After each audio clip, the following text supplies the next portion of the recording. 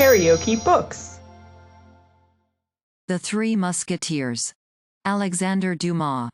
Translated by William Robson. Chapter 28. The Return.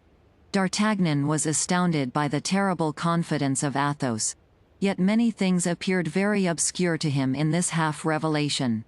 In the first place, it had been made by a man quite drunk to one who was half drunk, and yet, in spite of the uncertainty which the vapor of 3 or 4 bottles of Burgundy carries with it to the brain, D'Artagnan, when awaking on the following morning, had all the words of Athos as present to his memory as if they then fell from his mouth. They had been so impressed upon his mind. All this doubt only gave rise to a more lively desire of arriving at a certainty, and he went into his friend's chamber with a fixed determination of renewing the conversation of the preceding evening. But he found Athos quite himself again, that is to say, the most shrewd and impenetrable of men. Besides which, the Musketeer, after having exchanged a hearty shake of the hand with him, broached the matter first. "I was pretty drunk yesterday, D'Artagnan," said he. "I can tell that by my tongue, which was swollen and hot this morning, and by my pulse, which was very tremulous. I wager that I uttered 1,000 extravagances." While saying this, he looked at his friend with an earnestness that embarrassed him. "No," replied D'Artagnan, "if I recollect well what you said, it was nothing out of the common way." "Ah, you surprise me. I thought I had told you a most lamentable story." And he looked at the young man as if he would read the bottom of his heart. "My faith," said D'Artagnan, "it appears that I was more drunk than you, since I remember nothing of the kind." Athos did not trust this reply, and he resumed, "You cannot have failed to remark, my dear friend, that everyone has his particular kind of drunkenness, sad or gay. My drunkenness is always sad, and when I am thoroughly drunk my mania is to relate all the lugubrious stories which my foolish nurse inculcated into my brain. That is my failing, a capital failing, I admit, but with that exception, I am a good drinker." Athos spoke this in so natural a manner that D'Artagnan was shaken in his conviction. "It is that, then," replied the young man, anxious to find out the truth. "It is that, then, I remember as we remember a dream. We were speaking of hanging." "Ah, you see how it is," said Athos, becoming still paler, but yet attempting to laugh. "I was sure it was so. The hanging of people is my nightmare." "Yes, yes," replied D'Artagnan. "I remember now. Yes, it was about— stop a minute. Yes, it was about a woman." "That's it," replied Athos, becoming almost livid. "That is my grand story of the fair lady, and when I relate that, I must be very drunk." "Yes, that was it," said D'Artagnan, "the story of a tall, fair lady, with blue eyes." "Yes, who was hanged." "By her husband, who was a nobleman of your acquaintance," continued D'Artagnan, looking intently at Athos. "Well, you see how a man may compromise himself when he does not know what he says," replied Athos, shrugging his shoulders as if he thought himself an object of pity. "I certainly never will get drunk again, D'Artagnan, it is too bad a habit." D'Artagnan remained silent, and then changing the conversation all at once, Athos said, "By the by, I thank you for the horse you have brought me." "Is it to your mind?" asked D'Artagnan. "Yes, but it is not a horse for hard work." "You are mistaken. I rode him nearly 10 leagues in less than an hour and a half, and he appeared no more distressed than if he had only made the tour of the Place Street Sulpice." "Ah, you begin to awaken my regret." "Regret?" "Yes, I have parted with him." "How?" "Why, here is the simple fact. This morning I awoke at 6 o'clock. You were still fast asleep, and I did not know what to do with myself. I was still stupid from our yesterday's debauch. As I came into the public room, I saw one of our Englishmen bargaining with a dealer for a horse, his own having died yesterday from bleeding. I drew near, and found he was bidding 100 pistoles for a chestnut nag. "Pardieu," said I, "my good gentleman, I have a horse to sell, too." "Aye, and a very fine one. I saw him yesterday. Your friend's lackey was leading him." Do you think he is worth 100 pistoles? Yes. Will you sell him to me for that sum? No, but I will play for him. What? At dice? No sooner said than done, and I lost the horse. Ah, ah. But please to observe I won back the equipage, cried Athos. D'Artagnan looked much disconcerted. This vexes you? Said Athos. Well, I must confess it does, replied D'Artagnan. That horse was to have identified us in the day of battle. It was a pledge, a remembrance. Athos, you have done wrong. But, my dear friend, put yourself in my place, replied the Musketeer. I was hipped to death. And still further, upon my honor, I don't like English horses.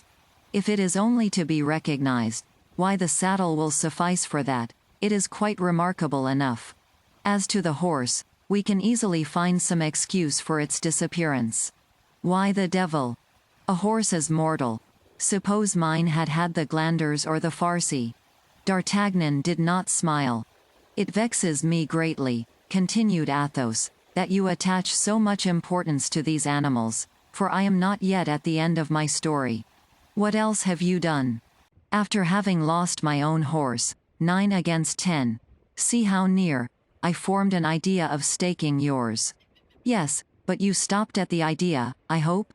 No, for I put it in execution that very minute. And the consequence? Said D'Artagnan, in great anxiety. I threw, and I lost. What, my horse? Your horse, 7 against 8, a point short, you know the proverb.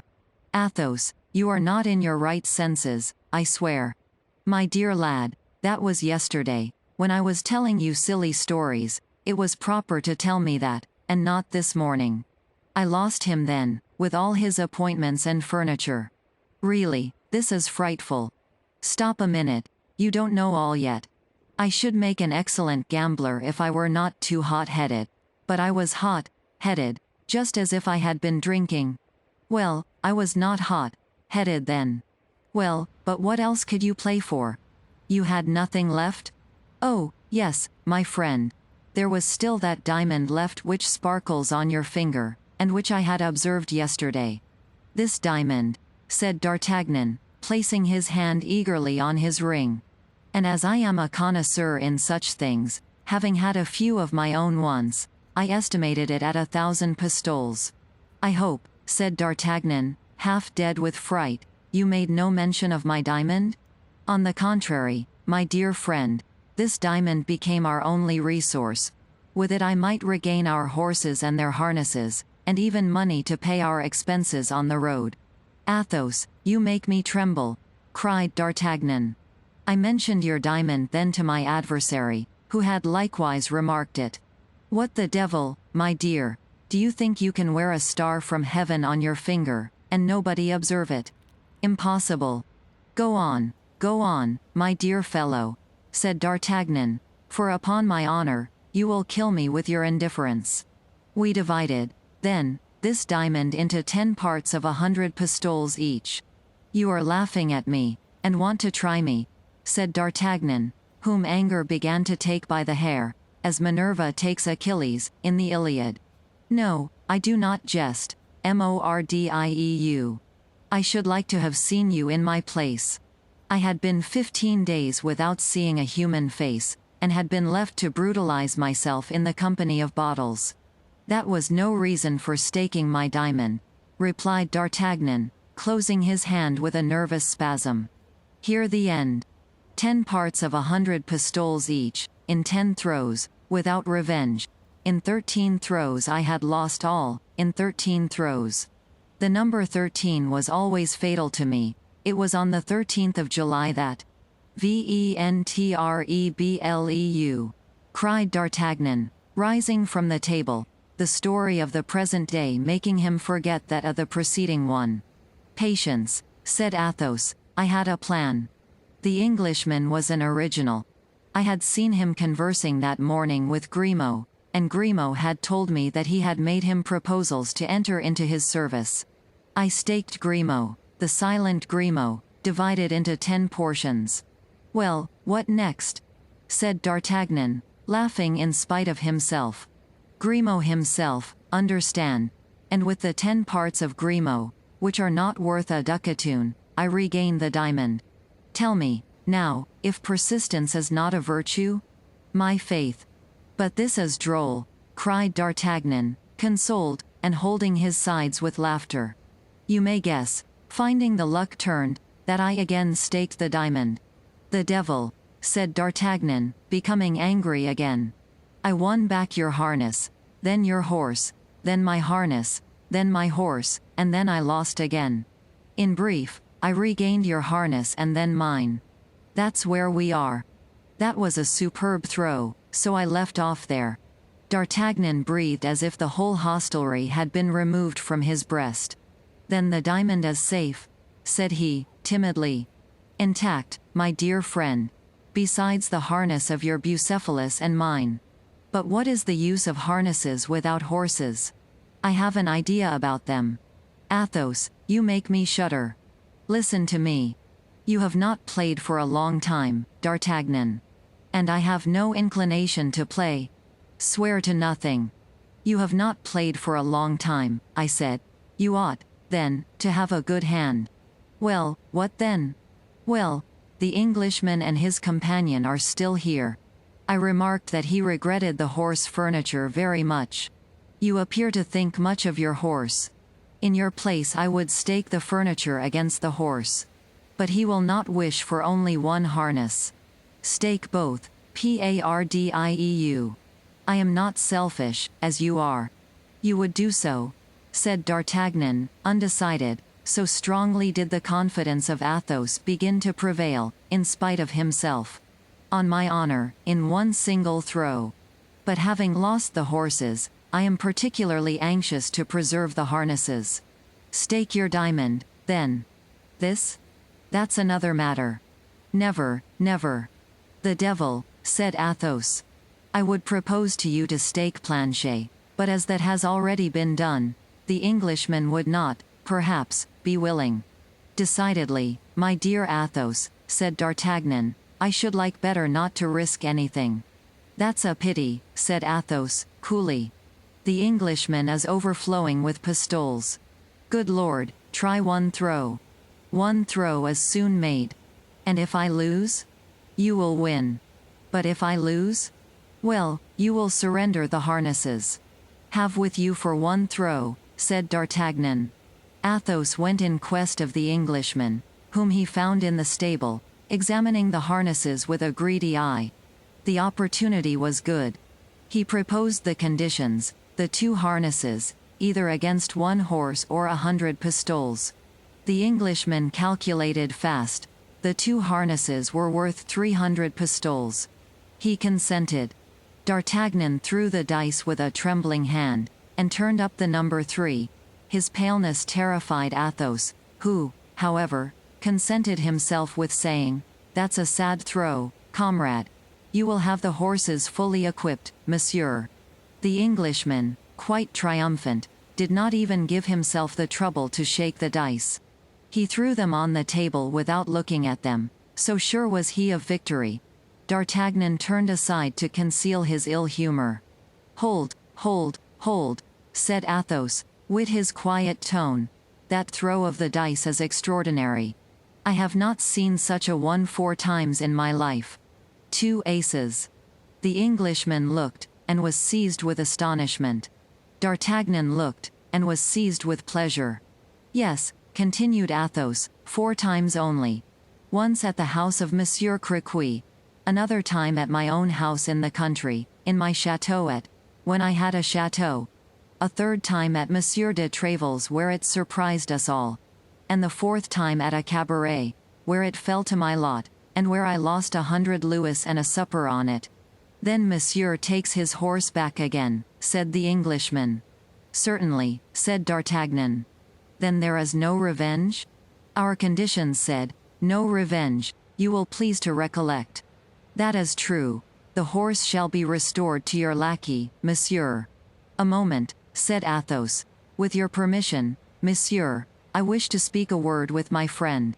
Say on. Athos drew D'Artagnan aside.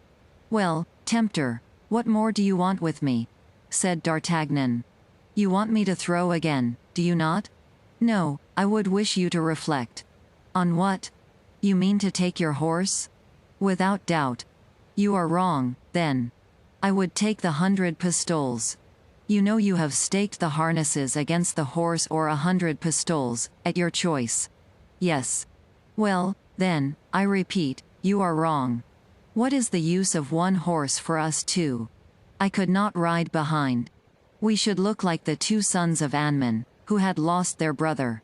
You cannot think of humiliating me by prancing along by my side on that magnificent charger. For my part, I should not hesitate a moment. I should take the 100 pistoles. We want money for our return to Paris. I am much attached to that horse, Athos. And there again you are wrong. A horse slips and injures a joint. A horse stumbles and breaks his knees to the bone. A horse eats out of a manger in which a glandered horse has eaten. There is a horse, while on the contrary, the 100 pistoles feed their master. But how shall we get back? Upon our lackeys' horses, pardieu. Anybody may see by our bearing that we are people of condition. Pretty figures we shall cut on ponies while Aramis and Porthos caracole on their steeds. Aramis. Porthos. Cried Athos, and laughed aloud. What is it? Asked D'Artagnan, who did not at all comprehend the hilarity of his friend. Nothing, nothing. Go on. Your advice, then? To take the 100 pistoles, D'Artagnan. With the 100 pistoles we can live well to the end of the month. We have undergone a great deal of fatigue, remember, and a little rest will do no harm. I rest? Oh, no, Athos. Once in Paris, I shall prosecute my search for that unfortunate woman. Well, you may be assured that your horse will not be half so serviceable to you for that purpose as good Golden Louis. Take the 100 pistoles, my friend. Take the 100 pistoles. D'Artagnan only required one reason to be satisfied. This last reason appeared convincing. Besides, he feared that by resisting longer he should appear selfish in the eyes of Athos. He acquiesced, therefore, and chose the 100 pistoles, which the Englishman paid down on the spot. They then determined to depart. Peace with the landlord, in addition to Athos's old horse, cost 6 pistoles.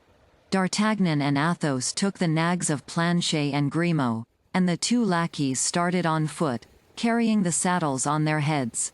However ill our two friends were mounted, they were soon far in advance of their servants, and arrived at Crèvecoeur. From a distance they perceived Aramis, seated in a melancholy manner at his window, looking out, like Sister Anne, at the dust in the horizon. Hola, Aramis! What the devil are you doing there? Cried the two friends. Ah, is that you, D'Artagnan, and you, Athos? Said the young man. I was reflecting upon the rapidity with which the blessings of this world leave us. My English horse, which has just disappeared amid a cloud of dust, has furnished me with a living image of the fragility of the things of the earth. Life itself may be resolved into 3 words, erat, est, fuit. Which means, said D'Artagnan, who began to suspect the truth. Which means that I have just been duped 60 louis for a horse which by the manner of his gait can do at least 5 leagues an hour. D'Artagnan and Athos laughed aloud. My dear D'Artagnan, said Aramis, don't be too angry with me, I beg. Necessity has no law. Besides, I am the person punished, as that rascally horse-dealer has robbed me of 50 louis, at least. Ah, you fellows are good managers. You ride on our lackeys' horses, and have your own gallant steeds led along carefully by hand, at short stages.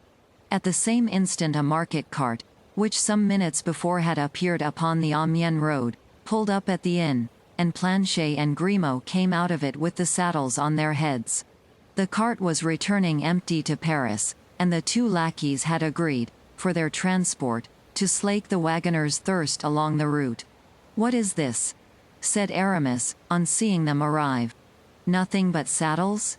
Now do you understand? Said Athos. My friends, that's exactly like me. I retain my harness by instinct. Hola, Bazin. Bring my new saddle and carry it along with those of these gentlemen. And what have you done with your ecclesiastics? Asked D'Artagnan. My dear fellow, I invited them to a dinner the next day, replied Aramis. They have some capital wine here, please to observe that in passing. I did my best to make them drunk. Then the curate forbade me to quit my uniform, and the Jesuit entreated me to get him made a musketeer. Without a thesis? Cried D'Artagnan, without a thesis? I demand the suppression of the thesis. Since then, continued Aramis, I have lived very agreeably.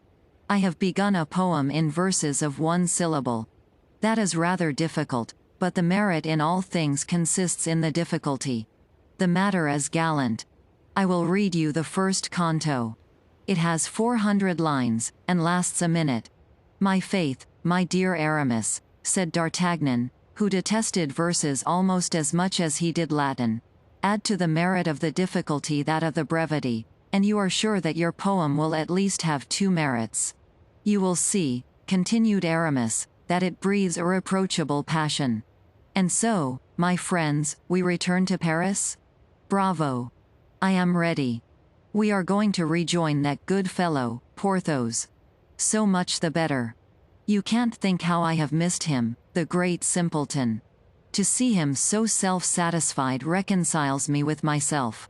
He would not sell his horse, not for a kingdom. I think I can see him now, mounted upon his superb animal and seated in his handsome saddle. I am sure he will look like the great Mogul. They made a halt for an hour to refresh their horses. Aramis discharged his bill, placed Bazin in the cart with his comrades, and they set forward to join Porthos. They found him up, less pale than when D'Artagnan left him after his first visit, and seated at a table on which, though he was alone, was spread enough for 4 persons. This dinner consisted of meats nicely dressed, choice wines, and superb fruit. Ah, pardeu, said he, rising, you come in the nick of time, gentlemen. I was just beginning the soup, and you will dine with me. Oh, said D'Artagnan, Mousqueton has not caught these bottles with his lasso. Besides, here is a piquant fricandeau and a fillet of beef. I am recruiting myself, said Porthos, I am recruiting myself. Nothing weakens a man more than these devilish strains. Did you ever suffer from a strain, Athos? Never. Though I remember, in our affair of the Rue Férou, I received a sword wound which at the end of 15 or 18 days produced the same effect. But this dinner was not intended for you alone, Porthos, said Aramis. No, said Porthos, I expected some gentlemen of the neighborhood, who have just sent me word they could not come. You will take their places and I shall not lose by the exchange. Hola, Mousqueton, seats, and order double the bottles. Do you know what we are eating here? Said Athos, at the end of 10 minutes. Pardeu, replied D'Artagnan, for my part, I am eating veal garnished with shrimps and vegetables. And I some lamb chops, said Porthos. And I a plain chicken, said Aramis. You are all mistaken. Gentlemen, answered Athos, gravely, you are eating horse. Eating what? Said D'Artagnan. Horse, said Aramis, with a grimace of disgust. Porthos alone made no reply. Yes, horse. Are we not eating a horse, Porthos? And perhaps his saddle, therewith. No, gentlemen, I have kept the harness, said Porthos. My faith, said Aramis, we are all alike. One would think we had tipped the wink. What could I do? Said Porthos. This horse made my visitors ashamed of theirs, and I don't like to humiliate people. Then your Duchess is still at the waters? Asked D'Artagnan. Still, replied Porthos. And, my faith, the governor of the province, one of the gentlemen I expected today, seemed to have such a wish for him, that I gave him to him. Gave him? Cried D'Artagnan. My God, yes, gave, that is the word, said Porthos. For the animal was worth at least 150 louis, and the stingy fellow would only give me 80. Without the saddle? Said Aramis. Yes, without the saddle. You will observe, gentlemen, said Athos, that Porthos has made the best bargain of any of us." And then commenced a roar of laughter in which they all joined, to the astonishment of poor Porthos. But when he was informed of the cause of their hilarity, he shared it vociferously according to his custom. "There is one comfort, we are all in cash," said D'Artagnan. "Well, for my part," said Athos, "I found Aramis's Spanish wine so good that I sent on a hamper of 60 bottles of it in the wagon with the lackeys. That has weakened my purse." "And I," said Aramis, "imagined that I had given almost my last sou to the Church of Montdidier and the Jesuits of Amiens, with whom I had made engagements which I ought to have kept. I have ordered masses for myself, and for you, gentlemen, which will be said, gentlemen, for which I have not the least doubt you will be marvelously benefited." "And I," said Porthos, "do you think my strain cost me nothing? Without reckoning Mousqueton's wound, for which I had to have the surgeon twice a day, and who charged me double on account of that foolish Mousqueton having allowed himself a ball in a part which people generally only show to an apothecary, so I advised him to try never to get wounded there any more." "I," said Athos, exchanging a smile with D'Artagnan and Aramis, "it is very clear you acted nobly with regard to the poor lad. That is like a good master. In short," said Porthos, "when all my expenses are paid, I shall have, at most, 30 crowns left." "And I about 10 pistoles," said Aramis. "Well, then it appears that we are the Croesuses of the society. How much have you left of your 100 pistoles, D'Artagnan?" "Of my 100 pistoles? Why, in the first place I gave you 50. You think so? Pardieu. Ah, that is true. I recollect. Then I paid the host 6. What a brute of a host! Why did you give him 6 pistoles? You told me to give them to him. It is true, I am too good-natured. In brief, how much remains?" 25 pistoles, said D'Artagnan. "And I," said Athos, taking some small change from his pocket, "You? Nothing. My faith. So little that it is not worth reckoning with the general stock. Now, then, let us calculate how much we posses in all. Porthos?